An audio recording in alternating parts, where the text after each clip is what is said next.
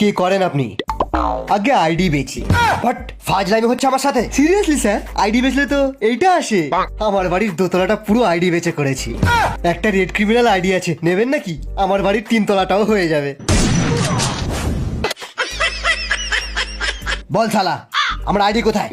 শুনেছি একটা হ্যাকার আপনার আইডি হ্যাক করে নিয়েছে, তার বেশি আর কিছু জানি না স্যার।